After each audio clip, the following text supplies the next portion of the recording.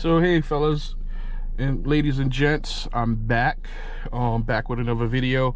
So I'm actually leaving a customer's house. I'm going to another job. It's an hour and 5 minutes. I'm gonna start to drive and we're gonna go from there. So I guess some of you may know, some of you may not. I did trade in my car, so sorry my fellow hardware 3 people. I am now in a 2024 Model S Plaid Luna Silver with hardware 4. I've had the car since Saturday, just haven't had time to get a chance to put out some videos, but I will continue my FSD just now on hardware 4. But I do have some I would say some insight, even better insight. I mean, I had a pretty good insight prior, because like I said, I've had a hardware 4 car already, and then with my recent my recent service where I had 2 loaners which were hardware 4, kind of let me know basically what I'm going to tell you in a few anyway. I'm going to give you guys a reason of why I did eventually switch. So it's not what you guys think. I did not switch because of hardware 4 and I was just so wild and I thought the hardware 4 was better. I switched because my car, when I took it into service, I did feel like there was some noises coming from the suspension, the right side. And when of course I took it into Tesla, they were like, they didn't really hear anything, and you know how that goes. You can hear certain things, sometimes it may not present itself when the time of service. I'm a technician myself, so I definitely know how that goes. But I do feel like the way my car was driving is, unless the techs are only driving older cars, it was pretty easy to tell, right? Because me driving those the Model 3 Performance, the 25, and then me driving the 25 Model S with the same arachnid wheels, yes, it did have different tires, but it's not going to be that drastic of a difference. Where, like, even with this car, it's just, to me, much smoother. It handles bumps a lot better. It does not sound like when I hit manholes or potholes that it's gonna break the car. In my car, sometimes like very small manholes and, you know, potholes, manholes more. It was just that a lot of the manholes in New York City, they're on the street and you roll over them, but it would sound like mine's was like just very harsh sometimes, right? So me driving in those cars, me having my Model 3 Performance before, I just knew it wasn't that rough, and I felt like my car progressively got worse. And I just didn't want to go through the back and forth with them. I just felt like the ride quality was by far much better than my car. The other thing is, this car is Luna Silver. I had the metallic silver with my Plaid, the 22, and come on, what is this car doing?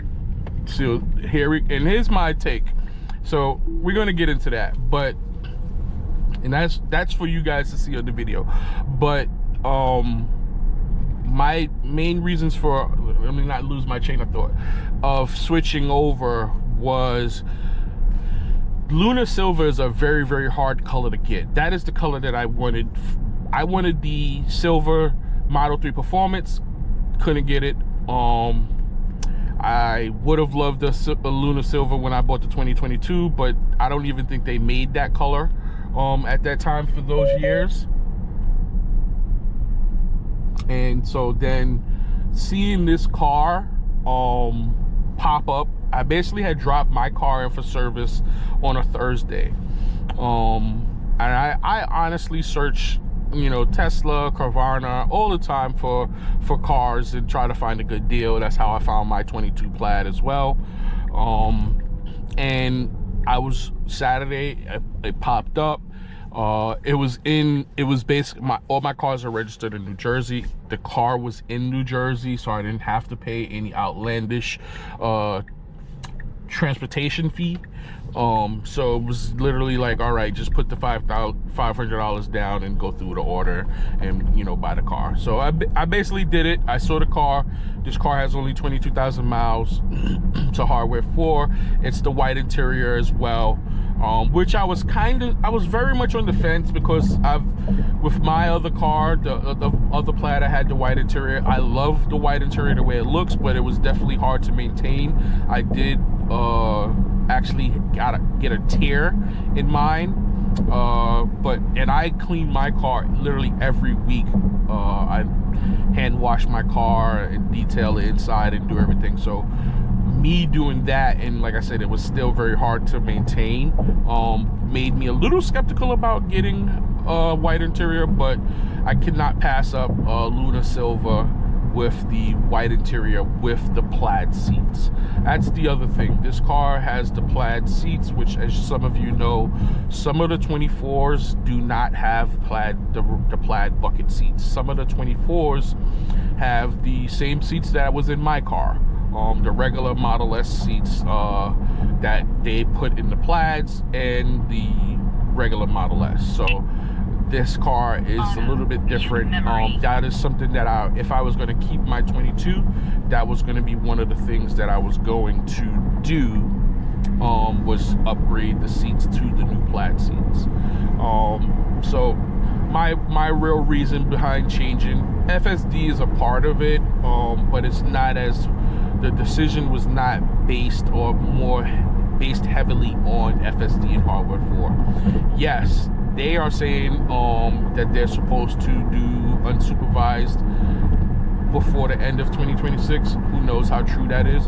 Yes, I would love, one of the things I've always said in my other videos is that I truly do want unsupervised. That is another reason for getting it, as in a sense, I do feel like if or when Tesla does release unsupervised, that there's going to be such a big rush for hardware for cars that everybody is going to be trying to get them, and it is going to be very, very hard to get a hardware for a car. Whether it's look at that truck debris, it just looks like a piece of rubber, but whether it's Model 3s, Model Ys, you know, Model X's and S's, will be even harder because they don't even make those cars anymore. So it's not like I can say, well, I'll just buy a new 2026 Model S. I can't. So you're gonna, I don't see myself going back down to a Model 3 as my main car or whatever you say. I can see myself doing a Model 3 for my daily, you know, or even a Model Y, but it'll be very, very hard. And I feel like once unsupervised releases, there's going to be a mad rush. People are going to want to get, people that even have hardware 3 with version 14 Lite, because that car will never actually get unsupervised, people are going to still rush. And I feel like the price of Teslas are going to go up again, which the Model S's already went up, right? Because I actually technically I made money on my 2022. I bought my 2022 from Carvana for $54,995, right? Basically you say 55, and I traded in my car to Tesla for $59,500. So basically you could say 60 grand for which, well, not necessarily, but $59,500. So basically I made $4,500 on my car, right? So, which is not, I don't buy cars to make money. It just so happened to turn out that way. Same thing with the GTR. When the GTR was stolen, I paid $57,000 for that GTR. I got 80 grand from insurance because the value of the GTR had went up. Anytime any car that's a good car, especially performance car, gets nixed or is not being made, usually the value of those cars go up. So that's what happened with the GTR. I was able to make money on the car. Once again, I don't buy cars to make money, but it just happened that way. Same thing with the 2022 Plaid.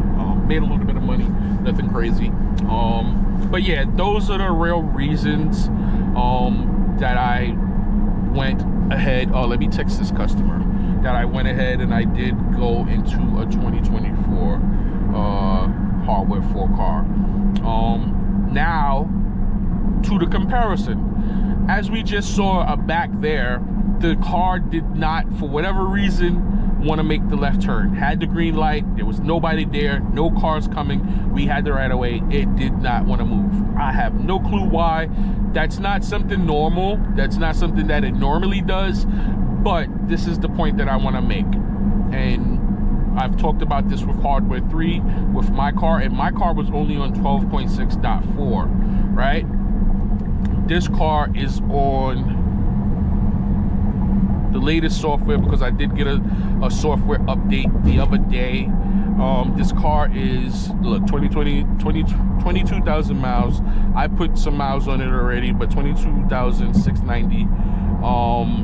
But this is on software overall 2026.21.6, and the FSD software is version 14.3.7. Navigation 2025.44, which I do feel like where Tesla's at, they should be working on navigation data. That is one of the things that they definitely need to get to it. But yes, this is on the most recent software for FSD, and we had that issue where that's something my Hardware 3 car would have handled perfectly fine. I've not really necessarily had issues with left turning, like a green turning arrow. Like, that was strange. The most that I would say I've had with the Hardware 3 car was it would just take a little longer to start, but it would start. You know, I have this car in Mad Max mode, so should have been flying off the line to make that left. So strange, but that's the point that I want to make. Hardware 3 and Hardware 4 is, like I've always said, not so far ahead like everyone thinks, right? Hardware 3 version 14 Lite is even bridging the gap where it is almost identical. The difference between those cars now is milliseconds of reaction time. Yes, version 14 cars straight up have more robust software because it's been out longer, and Tesla's been able to make additions to it. They've gotten the software, they've gotten the feedback and the data from the cars, and they can do that. Hardware 3 is going to be a little bit behind because that's a different software, different cars, different cameras, different processor, everything. So they can't just copy and paste everything over onto the Hardware 3. So they have to get the data back, the things like that. Plus, cars are going to react different, right? So the cars or Hardware 4 cars might react different. It might have different bugs, might have different issues than, should you say, the Hardware 3 cars. So I've seen that they've already put out a couple of updates for, I think it's 1 or 2 updates maybe, I believe, for version 14 Lite for Hardware 3 cars, which, like I said, it's going to get better, because when it first came out, they didn't even have the streaks or the, basically you could see how much you've been driving FSD. So I'm at 81%, which I don't understand why it's not higher, but they didn't have that, but now they have that in version 14 Lite. So they're getting the increments, and I think it'll be much closer, much more closer to being identical to Hardware 4 cars. And that is my point. If you are buying, if Hardware 3 version 14 Lite is, if you don't care for, should you say, unsupervised, I would save the money, and if you're looking to get into a Tesla, buy a Hardware 3 car if you can. It'll save you the money, because it's going to give version 14 Lite, Model 3, Model Y, Model X, Model X, and S is going to get it eventually, but the Model 3s and the Model Ys have it already. I'm telling you, it is not so much better that it would call that you would it's worth spending the extra money. If you're like me and you want unsupervised and you are in a car that I daily drive every day, right? So my ride comfortability and things like that matter a lot because I'm in this car all the time, right? So I literally drive, like that customer was 64 miles. So now this next customer is 35 miles. So that's literally already almost 100 miles just in 2 customers. So I do altogether sometimes maybe, you know, the lowest, sometimes if I'm in Brooklyn and all my customers are in Brooklyn, I can do maybe 50 miles, but that's very rare that I get a whole day all in Brooklyn and I only do 50 miles.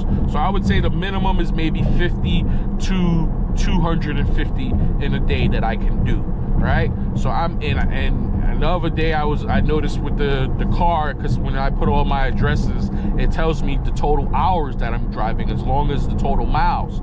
So on average, it's like when I see it, it's usually 3 to 4 hours, maybe 4 to 4.5 hours of driving. So I'm in my car driving out of the 10 hours that I work, sometimes 10 to 12 hours that I work, I'm in the car driving for 4 hours out of that time. A lot of it is travel time sometimes, you know, so those things matter to me because I drive a lot and I don't want to have constant issues. Which was funny is that if there was technically something wrong with my suspension, right, that could have been the reason that I was going through tires and constantly getting bubbles in my tires. So that's a possibility. Don't know, maybe not, but I know that if the suspension travel is harsher, that means the tire is taking more brunt of the force, which the suspension should alleviate some of that pressure off of the wheel when it hits it. But if it's not, and it's not reacting correctly and it's sounding so harsh, then yeah, that could be easily the reason that I was getting so many bubbles in my tires. Who knows, right? But that was my main reason, was the color, the new interior, the seats, because I'm not buying another car. The only way I can see myself buying another car is if the 2026's prices came down so drastic that it was like a no-brainer, and I could get out of this car into very much another Luna Silver. The only other color that I do like or would really want is the blue with the white interior, which in 26s they don't even make that blue. It's the baby blue, the frost blue, which I like the frost blue, but I don't know if I would get that car. And the white on white, I think the white on white is probably the only other color that I have to put them two to side by side to be able to decide which one is better. But I think they're both equally good. I like them equally good. That's the only other color that I would, you know, probably look to get if I could get a white on white. That to me is fire. But I don't see myself getting another car because I don't think those 2026's prices are coming down anytime soon, and I'm gonna keep this car for a long time. I'm just gonna do the two main things that I'm gonna do that's gonna cost probably the most is replacing the bumpers. So I'm gonna eventually do the 2026 bumpers. There's a couple of people that have done it already. Now it's getting even more simpler. I just watched the video before where it's probably, I believe, $5,500 altogether with the front bumper, rear bumper, and them being painted. And the installation is pretty straightforward of taking the bumper off and putting the bumper on. And it'll probably be a little bit cheaper because I have front bumper and rear bumper for this car that's going to be in very good condition, and I can sell those to cut into some of the cost. To be honest, I might even put up these bumpers for sale prior to even buying, just to see what people are going to pay or what they're going to pay, so I could know. Because I'm actually, after today, I'm dropping this car off at a shop so they can do full PPF on the car, and ceramic coat the seats and ceramic coat the car. So the front bumpers should be immaculate when it's time for me to change to the 2026. And the other thing is ambient lighting, which the ambient lighting I might do very much sooner. It's a lot easier to do. I don't know if I'm gonna do it. I might do it myself. I did, same guy that did the front bumper, rear bumper, he did the ambient lighting. I started to watch most of the video, then I did fall asleep, but it was a pretty straightforward process. But it's something that's doable. The other thing, not super expensive, not super important, is the front power frunk. I definitely want a power frunk. I've always wanted it. I just didn't know where I was gonna land. I wanted to do it in my Model 3 Performance, but I knew after having a Model 3 Performance I was gonna want a plaid, and so I didn't pull the trigger on that. And then I didn't know if I was gonna keep my 2022, and so I didn't do the power frunk on there. But I definitely am gonna most likely do the power frunk on this car, because the frunk is very useful, and I would probably use the frunk more if it was power. I just don't use, I use it only when like I'm grocery shopping and I need to, you know, it's easier, quicker. I can just tell the car to open it and then lift it. But if I can have a power frunk like I have the power trunk where it opens and closes, then I would use the frunk a lot more. It's at the front of the car, it's easier to get to sometimes. I don't need to put everything in the trunk all the time. So I definitely will do a power frunk. But yeah, that's it. I mean, I'm pretty happy with the purchase. This car, the other thing that was really good is when you look at the cars on Tesla, you can see a picture of the car, and I don't understand why. I wonder if maybe because it can't see my eyes, basically because of the camera, that it's telling me to hold the steering wheel, which I've been driving since Saturday, and as you guys see, I have 80% FSD, and that doesn't even come up. Like, I think it's came up maybe once, right, from the time I've had the car, that thing has that notification or that alert has popped up for me to hold the wheel, which is, like I said, it's probably because the camera is probably it's blocking my, oh, okay, see, yep, I was right, because I moved my face over a little bit so that the camera could see me, and that went away. So it was definitely the camera. Maybe when I do the next video, I'll try to find a better spot for the camera.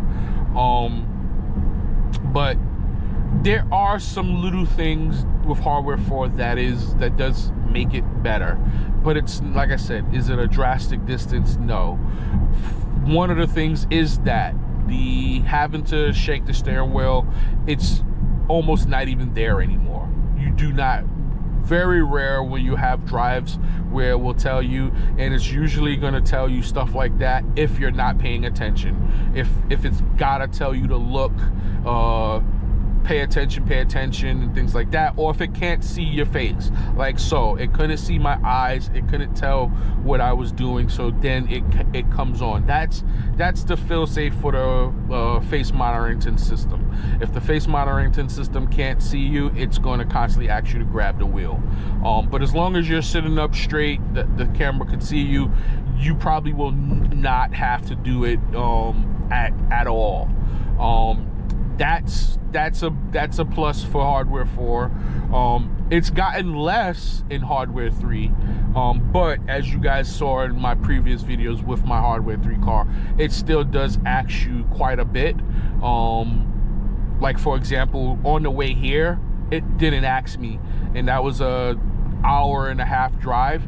It didn't ask me once to that customer because I wasn't recording and it could see my face. The nag, as in a sense, when you're on your phone, seems to be about on par. What I've noticed is that it's a little quirky, because like there's times I'm on my phone and it does not give me any type of warning. But I don't know if it's just me naturally, because I'm so used to with my hardware 3 car is that I will look in my phone and then look up, look in my phone and look up. So I don't know if I've just gotten really good at doing that it doesn't realize me, so it doesn't give me a nag as much. But then there is times like when I was on my way today, I forgot what I was doing. I was looking at videos on Facebook, and it was telling me, please look, please look, please look. It started nagging me a lot, but that was because I was probably looking at my phone for a long period of time and not ever looking up. But normally it doesn't give me too much of a trouble because I do naturally look up. When I'm texting, I know I do it all the time because I look down at my phone and look up, look down at my phone, look up. Sometimes I even started just using voice to text. It makes it a lot easier. But yeah, the grab the steering wheel is almost non-existent. And to me, what really makes the big difference is not even the actual hardware. It is truly, to me, the car.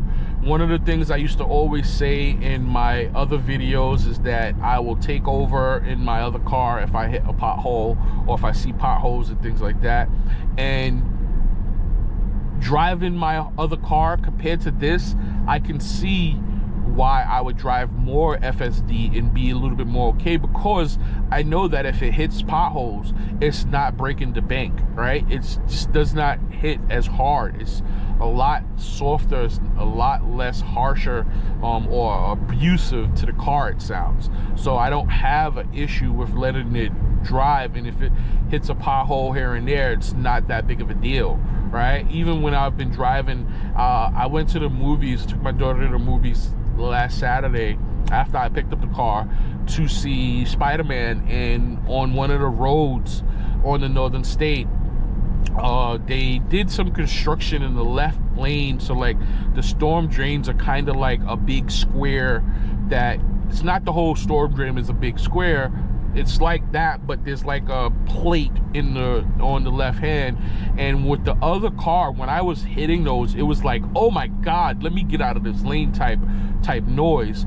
When I was driving, like even those storm drains, not that big of a deal, but when I was driving this car and it sounded bad, but nowhere near as bad. It did not sound like, oh, I'm a pop a tire, or oh, it's definitely gonna give me a bubble, or it's messing up my suspension, you know. So yeah, of course, any car, if you constantly hit hard things or bad things, it can affect your suspension. That's not my goal, but I just know that the times that I do drive with FSD, it's not perfect, and it does sometimes hit potholes.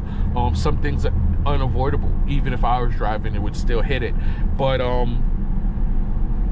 it's not a lot that it's like, okay, dang, if you keep driving in FSD, it's gonna mess up your suspension. No, with this car, it's definitely a lot softer, a lot better, much smoother of a ride. This car, 24 from 22 to 24, I think it's just a big difference as in car quality. I was surprised when I got to this car and I opened the door, and just even the suction of the door sounds so much more how you say, luxurious or refined. I don't know, maybe the car's got a hold on me and it's maybe all in my head, who knows. But I felt like when I opened my car and I forgot something in my car, and I had to go back to my car, and I was like, nah, my car door, when you open it, it does not have that same noise. When you open and close this 24's door, it sounds like you're opening a vacuum sealed room. It's like, you know, and then it's like, it definitely sounds like it's vacuum sealing. So once again, that's why interior wise, it definitely sounds quieter as well too compared to my car. One of the issues that I thought I was going to have with hardware 4, which I actually don't even have, and I think people over exaggerate again, is the speed controls. With the hardware 3 car, I used to be able to just scroll up on the wheel to set my max speed. Max speed is the most you can set on the Tesla, is 85 miles an hour. So on the highway in hurry mode, I would set it to 85. The car would do closest to like 70, 75, depending on the highway and the speed limit. It'll do 75, 80. You know, I don't think I've ever seen it get to 85, but it'll get up there. And as you guys know, once again, my radar detector's there. If I got a hit or alert, I would just back down the speed. The profiles do the same thing. I mean, I'm in Mad Max now. It's doing 64, but that's because there's a lot of traffic. Oh, it's just a notification for upcoming event. But same thing. I just back it down. Like, so it's in Mad Max. Under Mad Max is hurry and standard. I just back it down to standard, and standard gets closer to the speed limit.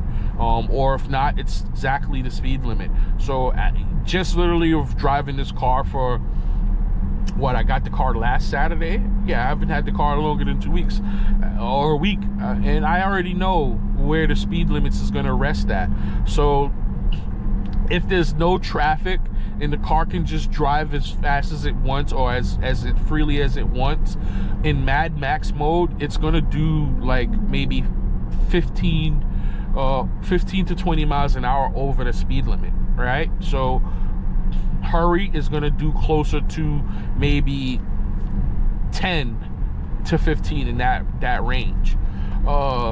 Standard is going to do, like I said, maybe 5, maybe 10, but closer to the speed limit, or 5 miles per hour over. I've yet to try chill, but I'm pretty sure chill is probably exactly the speed limit or under. So it's just to me, it's just easy. If I see that I'm going too fast, or I feel like the car is going too fast, I just knock it down. I just knock it down into a hurry. Or if I know that I want to get to, like, if a cop, because to me, to be honest, it's actually easier, because with the speed profiles, if the speed is set at 85 and now I want to drop it down to 55, I have to keep scrolling. Whereas with this car, it's literally 3 clicks, actually 2, because I'm in Mad Max, I want to go down 1. I'm in hurry, and if I go down one more time, I'm in standard. So I can actually get from flying like I'm Mario Andretti down to grandma much quicker. It's literally just two scrolls on the wheel. Whereas with the speed profiles, I have to keep scrolling. Like, not a big deal, but it is easier to do it with these profiles. I thought I was gonna have a big issue with that, but I really don't. So far it's pretty good. Even in the city, because sometimes in the city, I still never text this customer. Sometimes in the city, the speed cameras. With hurry, I never really had to worry too much, because hurry on the Hardware 3 car was never like Mad Max and going crazy. But now in Mad Max will definitely get you a speed camera ticket if you just let it run wild. So what I do is I'm driving, or I'm letting it drive, and I'm watching it. And if I see that it's the most speed cameras is either 25 miles an hour in the city.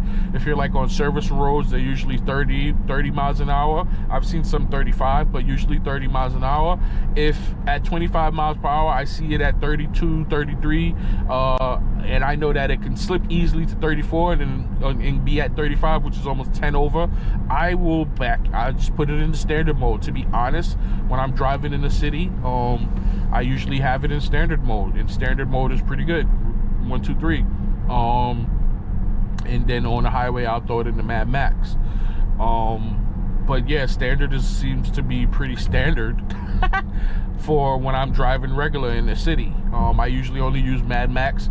When I first got the car, I actually didn't use Mad Max on the highway, because I didn't have my radar detector, and I'm not going to be flying blind without any radar detector. So I didn't even use Mad Max, because I didn't want to get a ticket.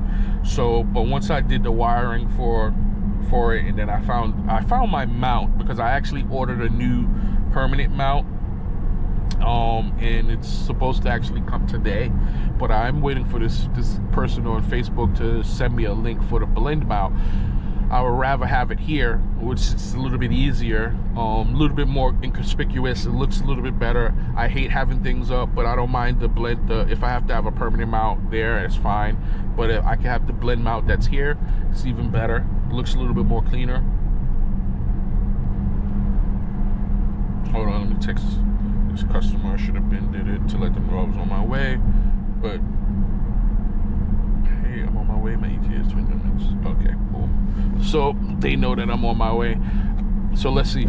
See, I hit that. Not nearly as bad as before. Even these storm drains now, it would have been like bang, bang, bang. You know, very, very harsh. This car's a lot smoother. It's not perfect, and what it also does is, if I was going to keep my car, I was very much contemplating getting the 19s. But in this car, I don't know if I need it. The only way, or the only reason that I would see myself wanting the 19s in this car is more so because, let me try to reposition my face, is more so because of the better range. That's another issue that I think I know for sure my car had, is at 100% I was getting 287, 289, but I don't feel like I was actually getting that, like those miles. I do feel like it was a lot less, right? I do feel like this car, just within driving it a week, even the trip from Jersey, because I literally went to Philly a couple of weekends, 2 weekends prior to this last Saturday, which was 2.5 hour, almost 3 hour drive. And yeah, when I left, I was on 100% and I was racing, so of course the mileage is I'm gonna go through miles, waste energy quicker, right? So not go through miles, but waste energy quicker, gonna burn the battery quicker, so the car is working less efficient. It's no different from like when I had my GTR and I was flying doing the 80 with E85. That sucker would burn so quick, right? So, but when I did come back, I did charge again to 100%, because and I could have made it there and back on one charge, but I always like to have my car at 100% when I know I'm possibly going to be racing other cars, which I definitely was. I raced my brother's Ferrari. So on my way back, I charged to 100%, but I didn't really need to, because I didn't even race anybody on my way back, so I could have just drove home regular. But when I got home, the car from 100% from Philly, I don't remember the exact miles. I do know it was over 100 miles. I felt like it was at like 40 something percent. So technically I did need to charge again because I had to work the next day. I normally charge every Sunday, Tuesday, and Thursday. And I felt like I just felt like it just wasn't getting the range that it should. I feel like this car, yes, it wasn't the exact same drive. Once again, it could be in my head, but I feel like it's getting better mileage or better range than my car.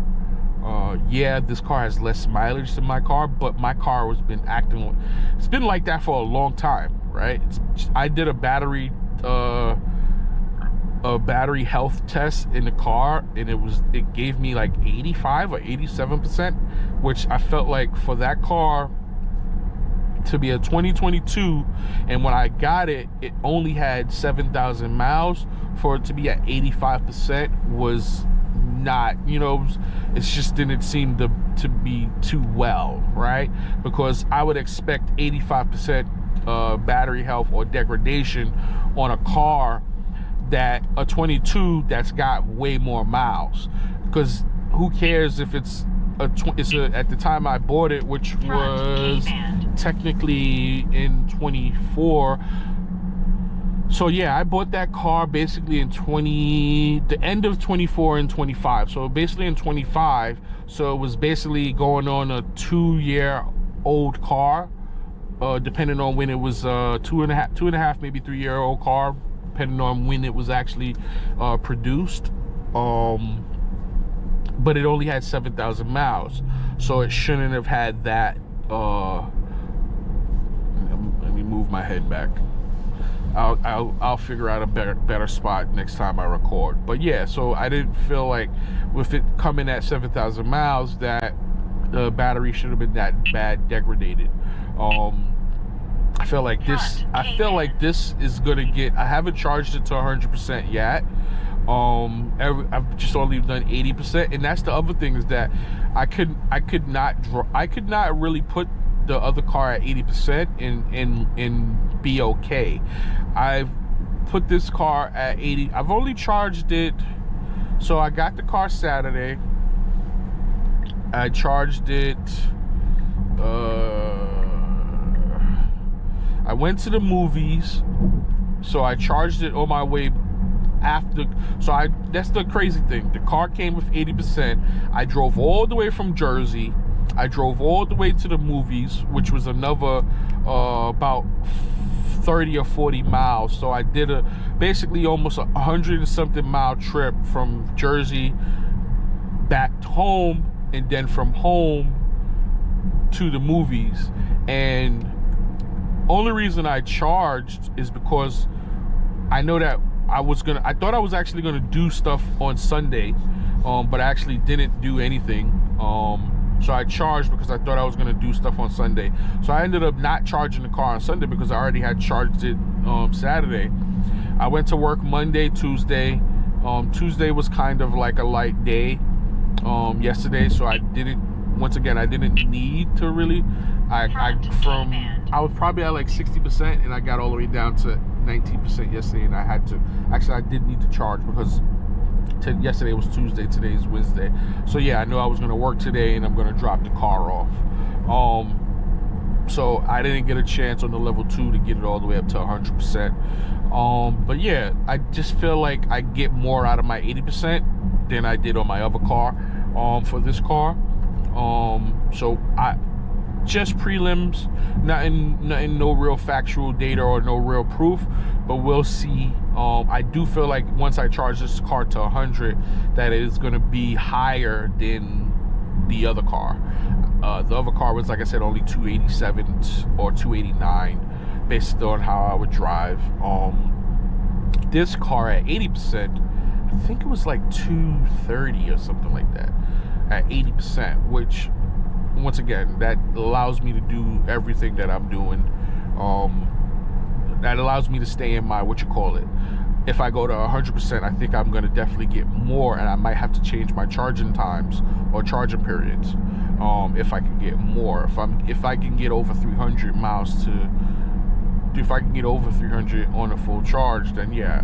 Which some people I've seen some people talk about, they get 305 to 315 on the same wheels. The other thing is that another plus that came with this car is this car has remember my 22 had Michelin Pilot Sport 4S tires. This does have the Hankook Evo Ion EV tire, which is a tire that I've always wanted to try and wanted to get, because they say it's supposed to give better range. I don't know if maybe that's the reason for the better range, maybe. So we'll see. But I'm also have an appointment with Tesla for Monday because I want to have them do the wheel to basically put the wheel and tire package on this car. So you have to take it in for them to get inspected. This time they gave it to me for free at the inspection. Normally you do have to pay $25, but it gave me a complimentary waiver of it this time, so it's great. But I have to go in on Monday so they can inspect it. And I don't know if the person that had this car put these tires on this, or if the newer Model S's are coming with these tires. So I'm gonna find out on Monday that with the wheel and tire package, would I continue to get these tires, or when I need to get my tires changed, will they put it back to the Pilot Sports? So if I'm hoping that it all depends. If these tires are technically better and give me more range and still give me, the same type of performance, which I don't think they will give me the same performance as the Michelin Pilot Sports. But the thing is I do not race like I used to. I mean, to be honest, I was even contemplating getting a regular Model S because I just do not race like I used to. I am not at the track or events like I thought I would be. You know, maybe I'm getting older and chilling. I mean, I do like the ability to spank my brothers behind because he has a Ferrari 296, and when I raced him with the other Plaid, I gave him a nice little beating. So it's always good to beat up on my older brother. It's also good to have that fastest in the family, but that's all just ego, you know, that's all just bragging rights, right? But for every day, would a Model S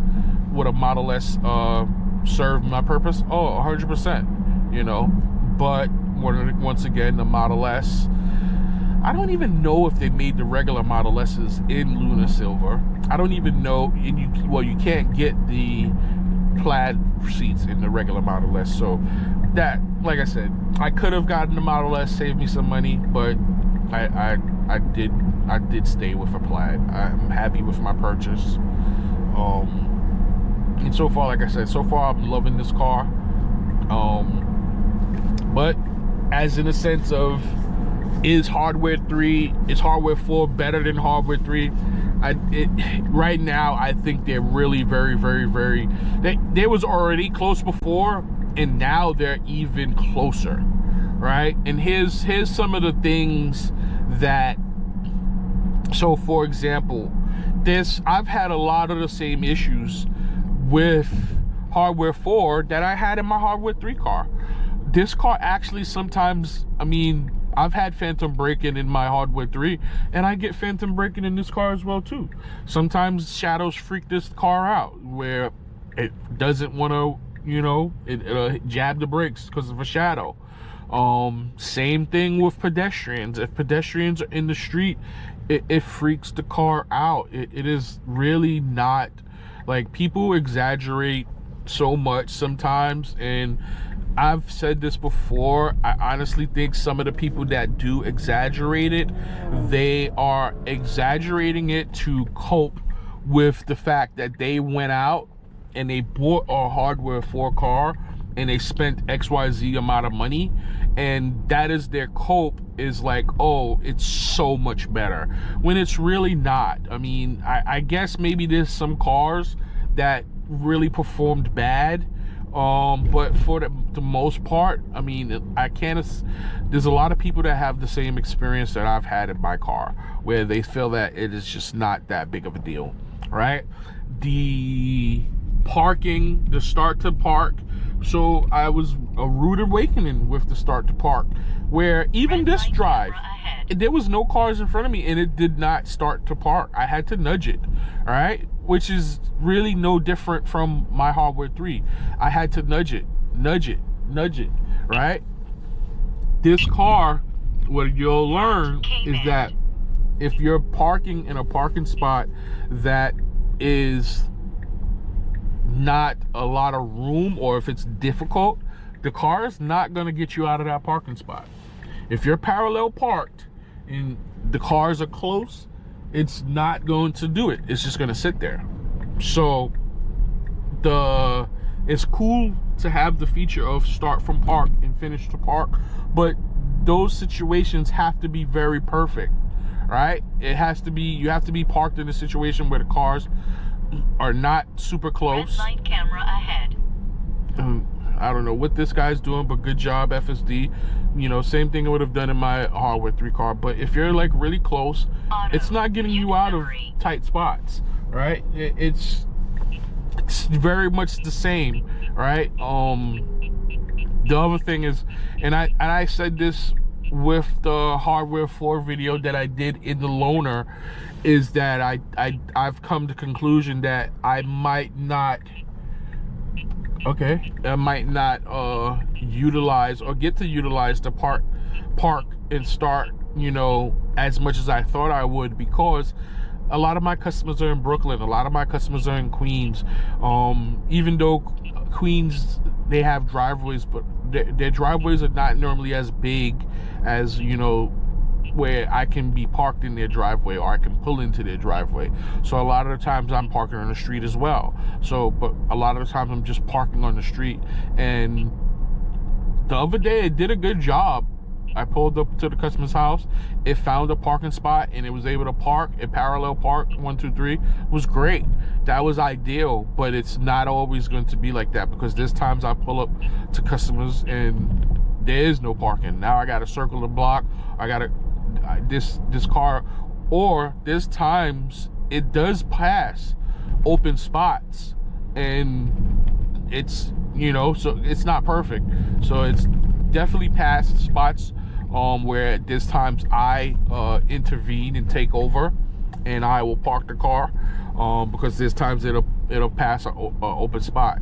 When me and my daughter went to the movies on Saturday, it was in the parking lot, and it did find a parking spot, which was great, but it did pass 2 spots to get to that. I felt like those spots was right there. It was closer. It was actually closer to the P. So I've seen people explain and say that a lot of the times when it's doing the park, it's going to try to get as close to the P and then park as close to the P, because that's the way the navigation is set up for a lot of the times of where that destination is. So the car tries to get closer to the P, which makes sense, right? But in this case, where the P was at was actually, it drove past 2 spots that was actually closer to the P in the middle. Let me raise the suspension in the parking lot, you know. So not a big deal, but it's just not as great as I would have thought, you know. Is it gonna get better? Yes. Damn it, I should have raised it, because now I got to do all of these speed bumps and things over that I've probably done in the other car. But yeah, it's not as great as it can be. And I think that's the car that was in that Motorceps video. I see my boys own Motorceps, and they were doing a video in that orange M4, very much same. It's a wrap, and that looks like the exact same car that they were talking about. But yeah, back to what I was saying. So I know that with the park and start to park and finish, I'm not always going to be able to utilize it. So yes, it's a nice addition, but for where I live, where I drive, where I'm at most of the time, it's not always going to be that great. So I know that was one of the things I always talked about in the beginning, and it's like you talk about something and you want something until you get it, and then you realize you don't need it, or it's not as big of a deal as you thought it was. And that's really more so a want, right? You want something and you think you need something, but you may not necessarily need it. And so I know, yeah, like I said, it's a cool feature to have, but it's not a deal breaker. If this car was a hardware 4 and didn't have it, it would be fine to me. If my hardware 3 didn't have it or never got it, it would be fine, because like I said, it's gonna work sometimes and it may not work. So it's not an end all be all. It is great to have it. It is great to pull up. Like I said, when I went with my daughter to the movies, we left from my house and it found a parking spot. Yeah, it was a couple of spots past that was free it could have went into, but it's still, what you call it, we didn't have to do anything. It did everything, you know. Even going to so when we left the movies, I went to charge the car at a supercharger, and it found a parking spot at the supercharger, and it parked, and it was actually a very good, at the supercharger, it parked in a spot that I would park in, because I know that the newer superchargers, you don't have to space out, but I always still space out. I do not like to park next to people. If there's a parking lot, if there's a charging station and there's one person in there, I'm not gonna park next to them. But I see people do that nonsense all the time, and it annoys the heck out of me. Like, get away from me, bro. Like, don't park near me if you don't have to. So can we go down this street? Nope. So the car sees that. Great job. Oh my God. Oh, see, So you are exceeding the speed. Once again, that I thought it was going to be much harder. Ooh, that's an upsy downsy. This road is I can't even say what I want to say, but this road is garbage, and they need to do it over. But the car was going to turn. It probably could have squeezed. 9 out of 10, it probably could have squeezed, but the car saw that it was basically an obstruction. It thought it was construction. So instead of going down that road, it rerouted to the left, and now it's going around to find a different route to that location, which is great. A little bit of a jab there, indecisiveness. That's fine. I don't think that's a big deal because it didn't know what that car was gonna do. Where the car has surprised me was Monday. I was in the city. No, this was when I had the loaner, and I was at a light in a construction truck. I think I talked about this where the car started to back up, right? The other good thing, oh, let me take this out of Mad Max because we're on these. Yeah, let me get into standard because there's these speed cameras. But yes, the car will pull out of for emergency vehicles, pull out of the way. That's something I don't think Hardware 3 does just yet, even with version 14 Lite. But I know that it will get that feature very soon. In probably the most recent or the latest update, it will probably allow it to move away from what you call it. Which I'll say this, it is definitely good, but sometimes the car does overreact. Because what it'll do is if the ambulance is on the other side of the street, or the fire truck or the cop is on the other side of the street, it's gonna look to pull over, which technically it does not need to pull over, because if it's on the other side and it's going by, it does not need to pull over. So yeah, sometimes it does overreact and it will pull over, and it doesn't really need to, right? And so, like I said, it's a great feature. I guess they'll fine tune it, but it does avoid or get out of the way for emergency vehicles, which is great because Hardware 3, I've never seen it do that. Only way I would see it moving out of the way for like an emergency vehicle is if, one, it didn't move out of the way originally when it should have, and that emergency vehicle was approaching it pretty fast as it thinks it's a car gonna hit it, or it thinks it's left lane camping and it'll move out of the way. But as in the sense of seeing that it's an emergency vehicle, it won't, because if another vehicle does the exact same thing that emergency vehicle did, as in a sense sped up behind us and things like that, or was close to us, it would move out of the way as well too. So it wouldn't notice that it's an emergency vehicle and do that. Which, like I said, it's definitely a good feature, something great. Does it need work? Yeah, everything needs a little bit of work. Nothing is at the point of it being perfect. These softwares are very much close to perfect, but they are not. I mean, Jesus, how many people are gonna run through this light? I wonder if the car, yeah, so now my car is not gonna turn, which is smart. But aha, look at that, I have to give credit when credit is due. The car was in the turning lane, and technically this is not a turning lane, but it was in, we could make a turn here from the illegal. Normally when lights like this that don't actually have an arrow, what you do is you wait after the light turns yellow and then you usually proceed. But as you saw with that light, so many people went through the light when it was red. So by the time the light was time for us to go, it was basically the other cars were going to start coming, so the car wasn't going to go. So what it did was it backed up, which was great. Listen, I wouldn't have even did that. I would have just left it where it was at, but seeing it back up was great. So The car wanted to go, but the BRZ was sitting behind that car for so long. I don't think it's gonna go because it can't see that car, and now we're kind of like stuck, and it's gonna take it. Good job, good job.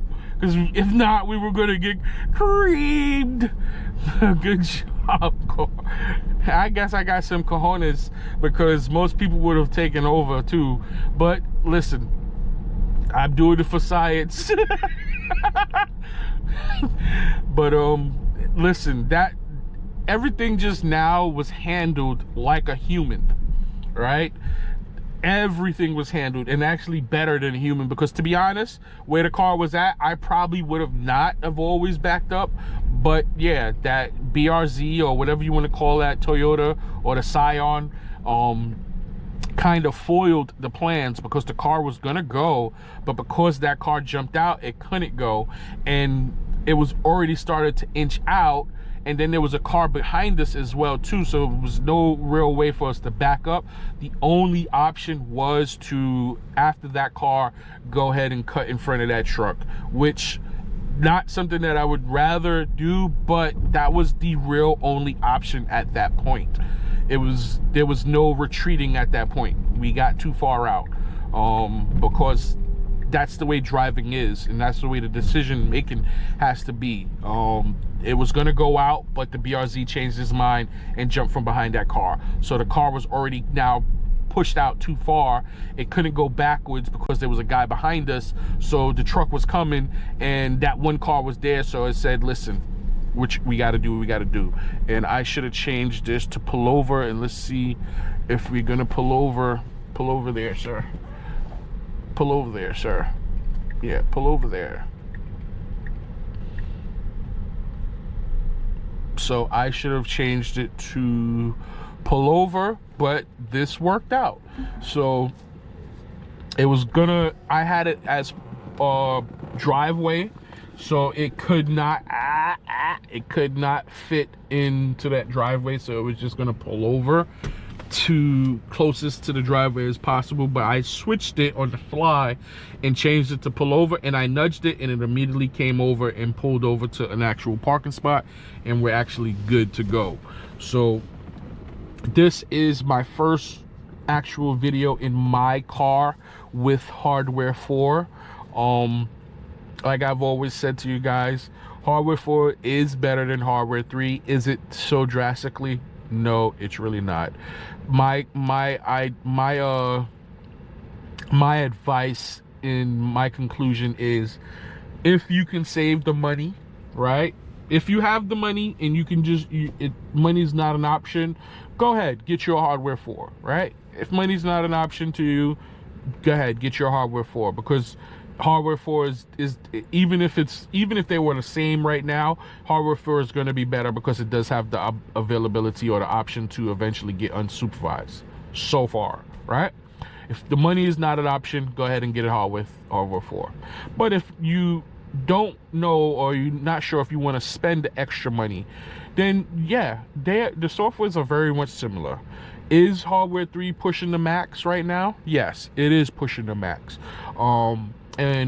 But to be honest, even though there's not unsupervised, I drive basically unsupervised, as in a sense. Even when unsupervised comes, yeah, I sleep now. All right, yeah, there's gonna be times I'm gonna sleep, but I'm still gonna be in here relaxing and doing what I normally do. So I honestly treat FSD as if it's unsupervised, because the software is so good.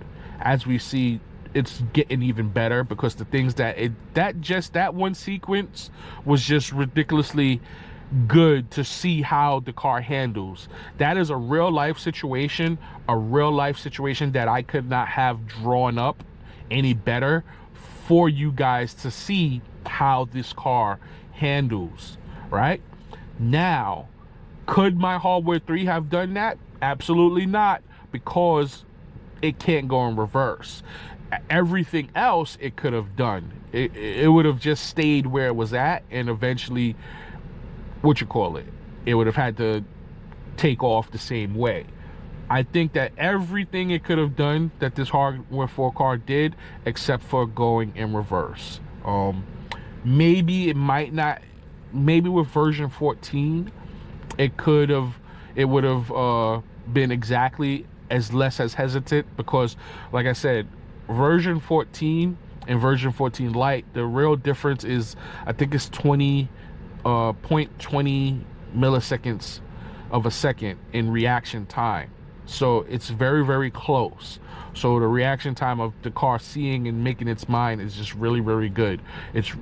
They're very, very close.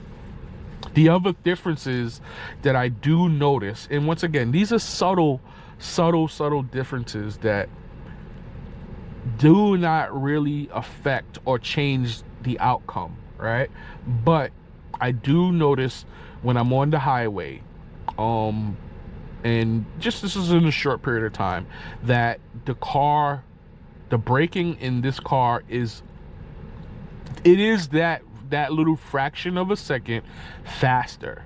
So I would say that, and that's just common sense, this car is technically a little safer than, should you say, a hardware 3 or hardware 4 hardware version 14 Lite car, because it's a couple of seconds, milliseconds faster in reacting and seeing. So I noticed that this car is closer to me, as in a sense of, when I see things when I'm driving, and when I apply brakes and I would brake and things like that, it is closer to me.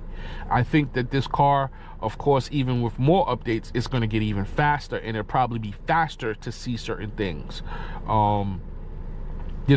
This car definitely brakes a little bit sooner, because there's times that when you're driving and you see cars jam up on the brakes, and the hardware 3, there's times in my head I'm like, is this car going to start slowing down? And then it starts slowing down. That's just a fraction of a second that I would have already started and the car then started. Whereas in this car, where I'm looking up and when I'm looking up and I'm seeing that the cars are jamming and that brake should be applied, the car is already pressing the brakes or slowing the car down. So like I said, this car is a little bit closer, but once again, is that big of a difference? It's really not. I have yet to get into an accident with this car in FSD, or into an accident because it's not slowing down in time, or it's not braking or anything like that. So once again, the softwares are very, very close. These things that I'm talking about are like so close in seconds, right?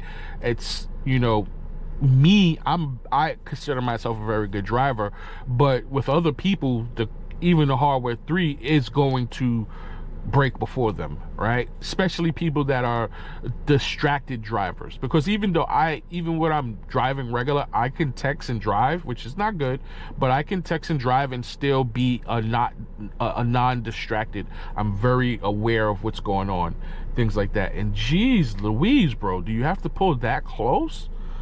But yeah, I am not distracted. I don't consider myself a distracted driver, because even when I'm doing things that most people would be distracted, I'm still very well alert, right? And things like that. So for a person that is, which that's one of the things where I feel like FSD, and I've always had these conversations with people about how safe or safer FSD is than a regular person, because there are tons of people that are distracted drivers, right? That because they're distracted, they can't stop in time.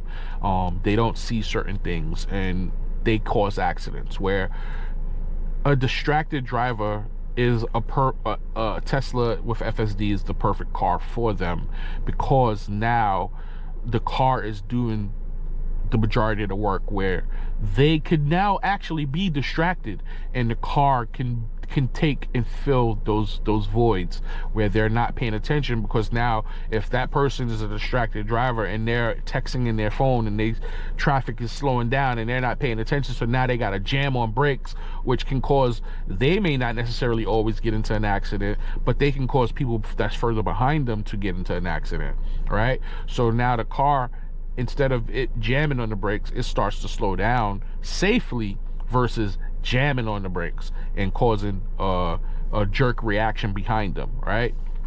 if they're texting and driving and they're distracted and they don't see a pedestrian edging out into the street. Now with a car that has FSD will see that, right? I've said this before, this car does not openly take risk, right? We just had a situation where the car had to make a decision because where it was put. But as in, with that being said, I drive all the time. I see people run stop signs, unprotected lefts. They like to gamble. FSD car is not going to gamble. It's not going, if it does not have to, it will not gamble. It will cut down the transactions or interactions of having to gamble or putting people in situations where they're gambling. So with just those little topics that I just talked about, if more cars had FSD, accidents would go down drastically. So whether it's hardware 3, hardware 4, I just do wish more people would utilize it, or more companies would come out with an FSD, because the roads would be safer. When I took my defensive driving classes, one of the things that they constantly talk about, and you can even check it out, is there's 16,000 accidents daily. That's ridiculous. Unfortunately, a good portion of those are also fatal, right? And a lot of it comes from distracted drivers, people that are on the phone, you know, watching TV, watching videos and things like that, that they're 100% in full control of the car, but they're really not paying attention.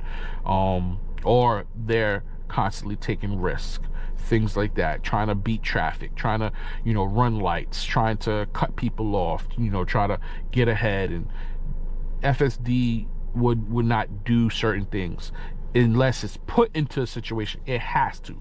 Like the situation I was just in, it had to make that decision. There was no other decision. All right, so I'm gonna conclude this video. Once again, you can see the banners in the top left. One is to like and subscribe. One is to subscribe. The other one is to see another video. I'm going to start putting out videos, try to get you guys more videos as much as I can. Still thinking of doing a review video. I am going to do probably a little review video when I pick up the car. So I'm dropping the car off later on today to get PPF and ceramic coated. When I pick it up, I'm actually going to take it to go get tinted. So I may do a video if I can when I'm picking up the car at the ceramic coat to show you the PPF and ceramic coating. I've worked with this place in the past as well. They've given me a decent price.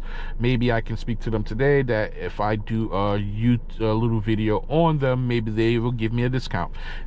Doesn't hurt to ask. Maybe they won't, maybe they will.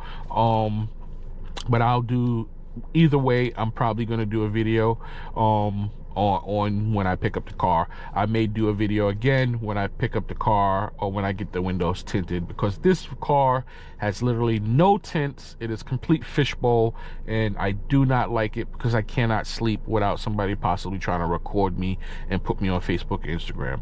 But on that note, I'll talk to you guys later. Enjoy the rest of your day.